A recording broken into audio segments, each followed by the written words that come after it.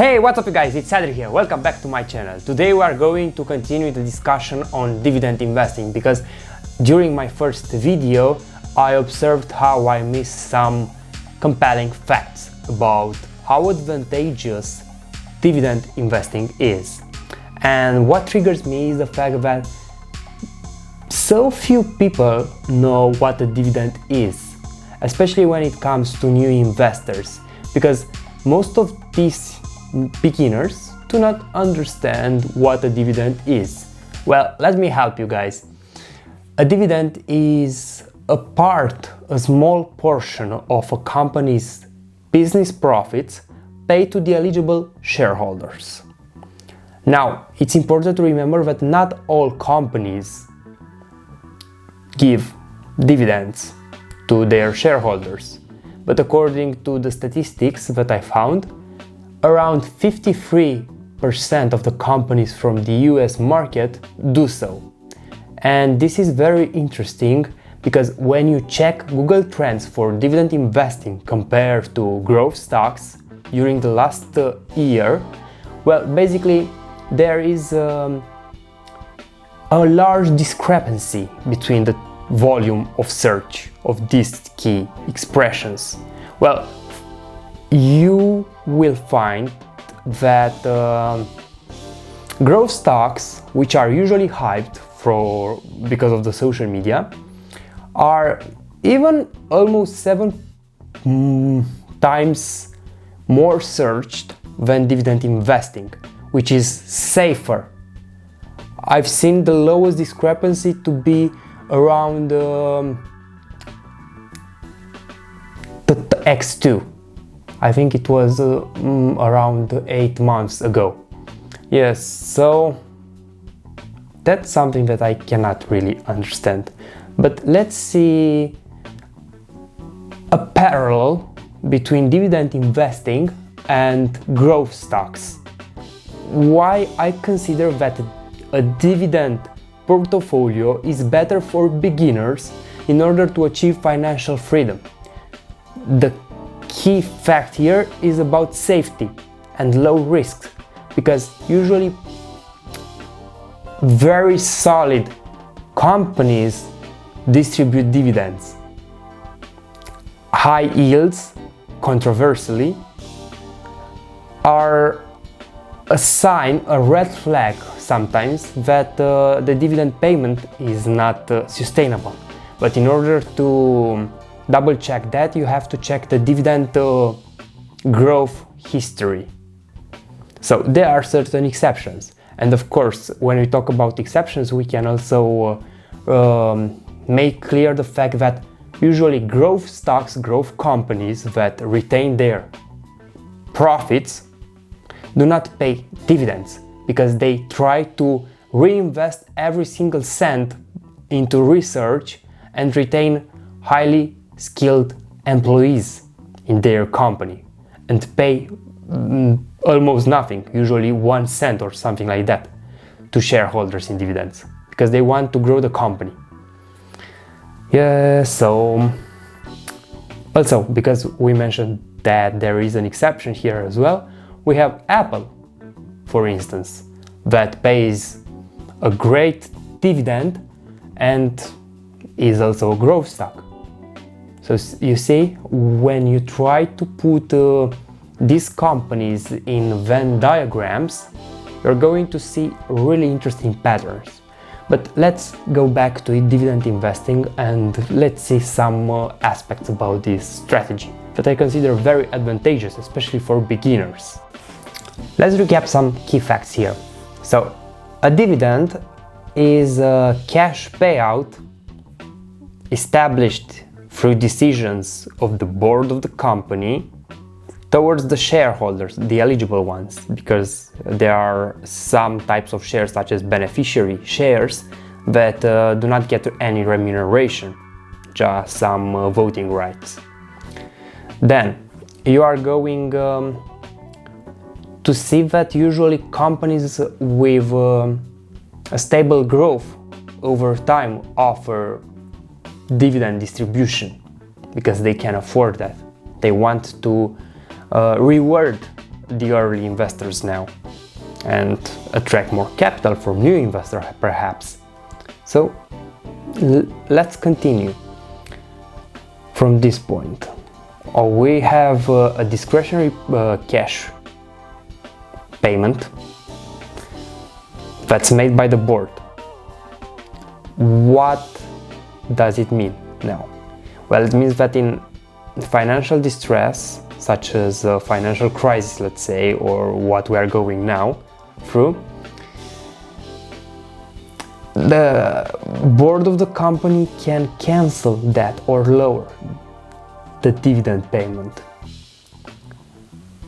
which is not ideal for a company that attracted its new or last decade shareholders because of the dividend yield. So let's see here some examples. For instance, I would mention that General Electrics was making a lot of money, and still is, obviously, because many people had to stay in-house during the last year. But they cut their dividends and they were generating massive profits to the shareholders. Now it's just 1 cent. You can't do much. You can't reinvest 1 cent when the stock is currently traded at around $13 per share. But alternatively, shareholders should be also aware of high dividend paying stocks, because that could be a pitfall to attract new investors, more capital in exchange of hyped promise, maybe. Let's see why you should look for a conservative dividend growth and something just a bit higher than the average in terms of dividend yield, so maybe more than 5%. Well, a company that offers a dividend yield for its shares at around 5% and maximum, let's say 8%, has a stable business strategy, and the payout ratio will usually be lower than 50% because the company cares about both reinvesting profits and rewarding the shareholders in order to let them invest more, reinvest those dividends in the company as well, and attract even more capital from other new investors next year, while the economic growth of the company is ensured. Here you have to consider another fundamental in economics, and we have to discuss about micro and macroeconomics. For growth companies, it doesn't matter so much the macroeconomics elements, but for dividend paying stocks, macroeconomics are really important, because these companies are usually generating the same amount of profit, just adapted to inflation or a low profit, and you're not going to lose money when you invest 1,000, for instance. You're going to invest $1,000 now, and you're going to get a 5% dividend yield. Next year, usually it's going to be the same or just a low increase. So you're going to retain the initial investment and you're going to get dividends. So you're going to have a total return of 5%. So that would be 50, right? Yeah. $50 I said, or euros. Anyway, you got it. But what happens if the stock price goes down and now you lost 10%, but you got 5% back? So you now lost only 5% that you're going to recover next year. And usually what happens is that the stock goes back up with 10%, maybe 12%. So you're going to break even eventually. This is why I consider dividend investing very, very safe, especially for new investors. And you should look more in this type of strategy than looking for growth stocks that are very hyped. Now, to delve deeper into risks associated with dividend investing, we have to consider that these parts are still discretionary. So during financial issues, as we have seen last decade in the 2008 crisis, and even now for some companies such as General Electric, companies tend to cut down the dividends. So even if a dividend payment is considered to be offered on a regular basis, also at least yearly, but usually companies do pay stocks on a quarter basis or even monthly if we talk about AGNC, because this way the companies ensure investors with a monthly regular payment, which is great. It's attractive, it's appealing, it's compelling, because it gives you some sort of liquidity here. You can cash out if the stock goes up, you got the dividends, but here it depends on the ex-dividend date. So if you buy and sell stocks on the ex-dividend date, you are not entitled to the respective dividends from that quarter or month, for instance. But you don't have to worry about that until you don't get really well involved in this type of strategy. So financial risks when we talk about dividend investing are that companies can anytime cut down the dividends.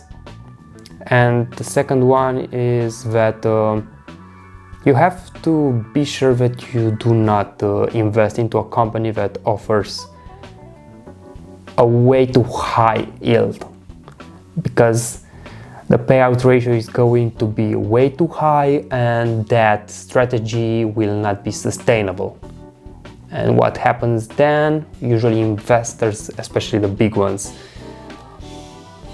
take back their money and you're left with some stonks, and you don't want that, trust me.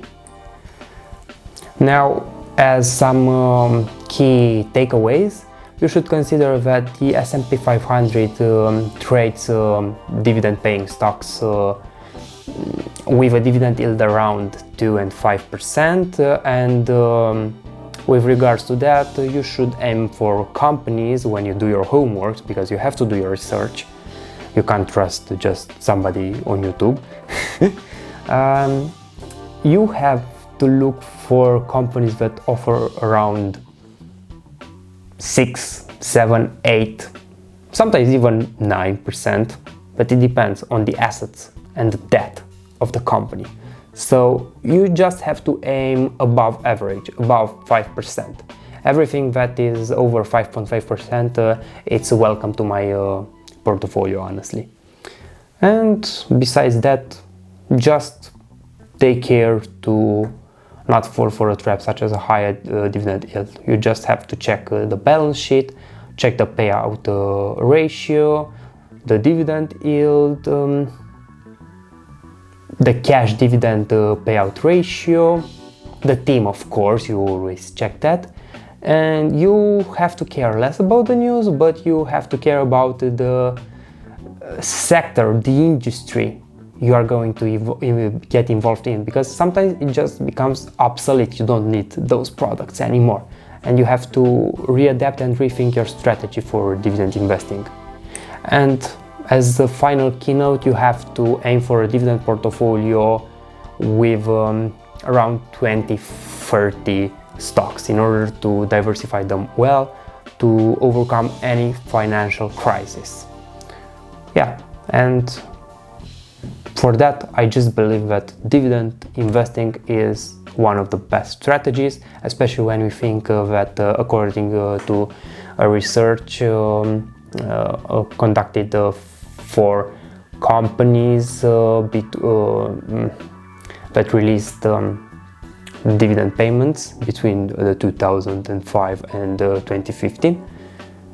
This Dividend Aristocrats index outperformed the Standard & Poor 500 index with 2.7 or 8%. I think it's 2.8%. So to that, you're going to see that in 27 years you will have double by investing in this Dividend Aristocrats index than those who invested in the S&P 500. So if somebody that invested now $1 million, let's say, in the S&P 500 is going to have just half of what you would have invested in the Dividend Aristocrats index in 27 years. Yeah, so it's just way safer for people who look for low risks, because to be honest, market crisis, bear markets, financial depressions aren't rare but aren't often. So one occurs at around 8-9 years. Now we went through the longest bull run in history of around 12 years, right? So since 2008 and until 2020. So that's a premiere. See what the future reserves us. But to be honest, I always recommend dividend investing because it's safe and you get two types of sources here, and those are capital gains because the shares will grow over time for sure. They have to be adjusted to inflation after all, and dividend payments that are paid to you on a regular basis, either yearly or monthly or quarterly, and usually dividends are paid quarterly. That's why I just got my dividends from Coke. Now I'm waiting for the agency that are monthly, and I think that I have to receive on the 8th of April from AT&T, which is a great company and I love that. Thank you so much for watching. As always, time in the market beats time in the market. Time in the market beats timing the market. If you found something valuable in this video, please consider to subscribe, smash the like button and leave a comment down below to let me know what you think about dividend investing, and I promise that I will certainly reply to you with my most positive answer possible, because I do want to help you guys. So just contact me in any way possible. Facebook, Instagram, Snapchat, TikTok, YouTube, email, no matter what, I'm here for you 24/7. So till the next time.